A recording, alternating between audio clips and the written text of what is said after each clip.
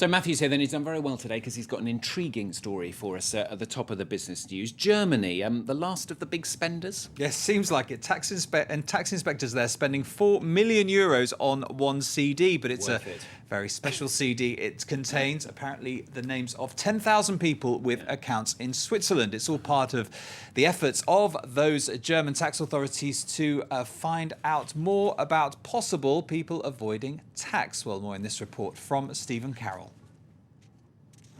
A €4 million purchase that could yield the German government a tax bonanza. Officials from the state of Rhineland Palatinate bought a CD containing information on 10,000 German residents who hold bank accounts in Switzerland. Of the 40,000 sets of data, 201 addresses were raided across the country today.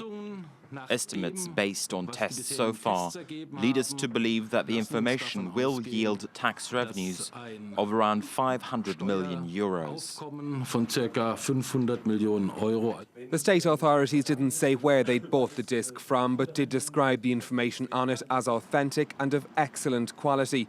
On foot of this data, prosecutors began investigations into whether employees at Credit Suisse and two of its subsidiaries had helped customers to avoid tax. The bank says it's been warning its clients for some time to resolve any outstanding tax issues after it was forced to pay €150 million to settle a similar investigation 2 years ago. This isn't the first time a German state has paid for information on Swiss bank account holders after an attempt to sign a tax treaty with Switzerland failed last year. Germany has been aggressively pursuing people who hide their money abroad for many years in an effort to cut down on a practice which cost the country an estimated €15 billion last year.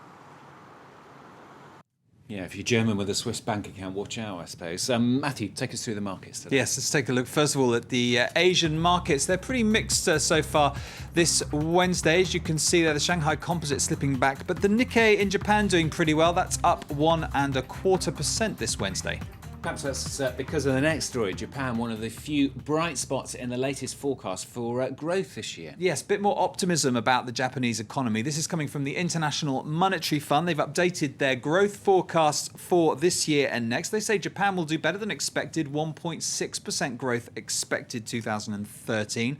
Overall, though, the global growth picture is that it's going to be slightly worse than expected. And it'll be developing economies, as we've seen before, China, India, for example, doing better than everyone else, on average around 5.3%. The US just around 2%, that's lower than they thought, but there's still problems with the euro area, still contracting projected for this year. And that's led the IMF to say that the world now has this three-speed recovery that we can see going on there. And not great news for France either in those forecasts. No, that's right. Well, in line with most other forecasts, the IMF saying that France is likely to have no growth, or to be precise, 0.1% decline this year. Now, that's likely to strain attempts by the government to bring down the budget deficit to 3% by next year. We'll hear more later this Wednesday, in fact, the government presenting its budget plan.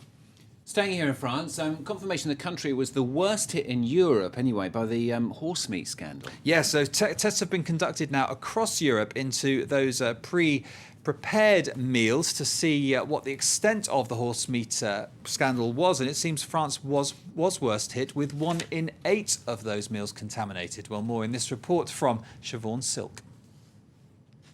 After 4,000 tests conducted across the EU, more traces of horsemeat have been found in beef in France than in any other country. Of the 353 samples tested in France, over 13% were positive for horse DNA.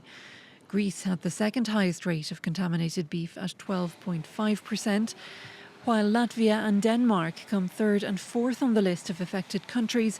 Around 10% of the beef tested there was contaminated. In France, the tests were performed on convenience foods taken from supermarket shelves, but also on fresh meat taken from the production lines in meat processing plants. Almost all of the contaminated samples are linked to the same Dutch supplier that's been at the centre of the horsemeat scandal. France focused its testing on the producers that were affected from the beginning of the scandal.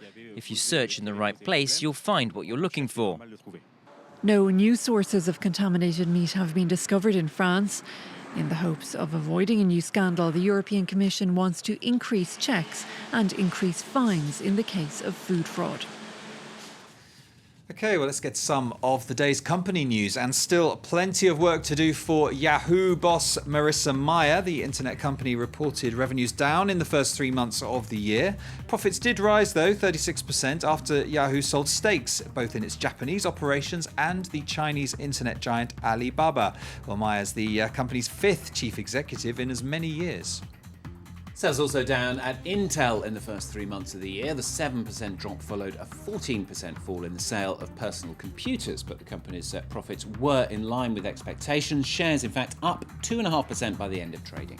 And Germany's Daimler is selling its remaining shares in the aerospace and defence giant EADS. The car maker has a 7.5% stake in the company, which also owns the aircraft maker Airbus. Well, the sale's worth €2.3 billion. Daimler helped found EADS, but it's cashing in now to focus more on its core business. Story now of Posh watches, basically, a pairing of British and French companies in the luxury sector. Yes, these weren't very familiar to us, were they? These No, companies, sadly. We haven't got many.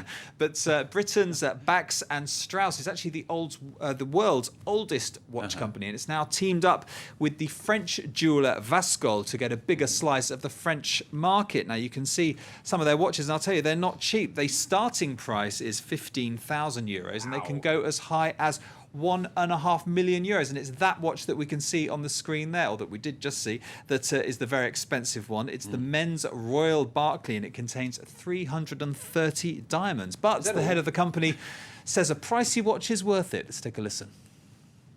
A watch is something very special. You own it. It tells you about yourself. It's not just about the time. And then when you actually go deep into it and you see the skills and the hours of work, the craftsmanship that goes into actually making a watch, then you begin to realize the true value of what you possess. There you go. A watch is not just about the time. They're going to have to make them bigger, you know. If they're going to get Bax, Strauss and Waskoll on the watch, they're going to have to make them bigger. Even more diamonds they'll need. Yeah. Matthew, thanks very much. That's Matthew with the business. Catherine's going to be here after the weather with the very latest news here on False Fan Cat. Stay with us.